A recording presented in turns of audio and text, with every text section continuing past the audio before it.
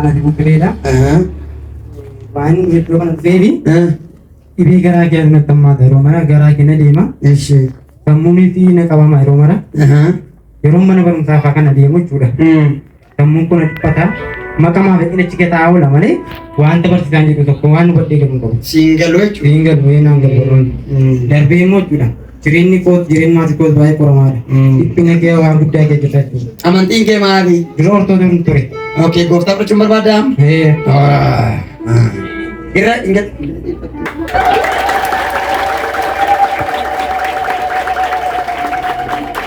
Bisi saya kuat runda saya kata. Gooftaa Yesus. Gooftaa Yesus. Ani mucaa keeti. Har'aa kaasee. Seexana. Foon. Hojii isaa. Ganeera. Maqaa koo. Galmee jireenya bara baraa irratti. Naa caafi. Waan naa caaftuuf. Si haa galatu. Ameen.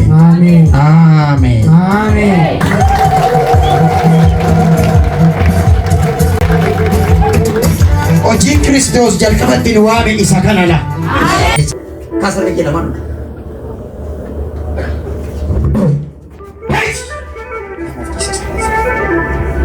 Dari afurti kimti dheeraa cakar. Manuma isaanii keessa afur dhiiga barbaadu. Akka mana yookiin inni dhiigi isaa dhangala'u yookiin maatii isaa keessa namni dhiigi isaa dhangala'u. Afurti kimtiin qorichaan kan itti hojjetamti ati. Taira! Nama maqaa Yesus Kiristoos iti. Sammuu sagadisi garaja sagadisi. Ta'i keessa. Ta'i irraa maqaa Yesus. Ta'i abidda sirra buusu abidda Yesus abidda.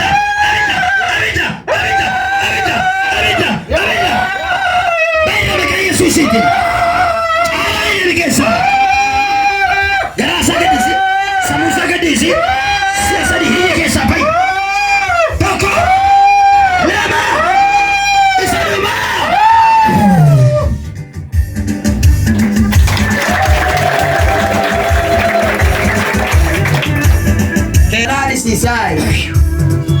Nasi semuli. Nagasi batau. Amin. Mata diam. Amma anakku kia. Wana capau deh ya kamu mana tuh Cabi. Cabai. Amma mau sumber. Oper. Dapat tu nanti kam. Amma oper. Amma berarti. Setiap kau apa jadi mana?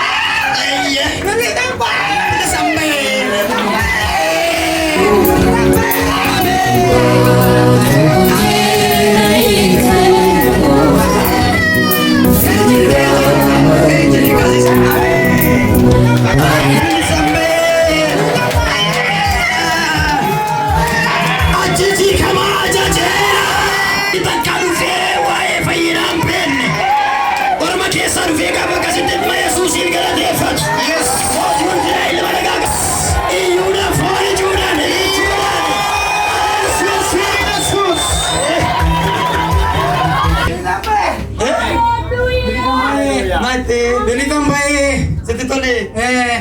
Uga. Gammachu. Gooftaa keetti addan bahin. Amin. Mana keessanitti gaafa galtu hunda isaanii nanaadha sisai hunda isaanii akkuma koo ammaa kanatti god. Amin. Hidhanii lafa hundi isaanii. Amin. Sabootee irraa hiisiiftaa galataaf dhufti. Amin.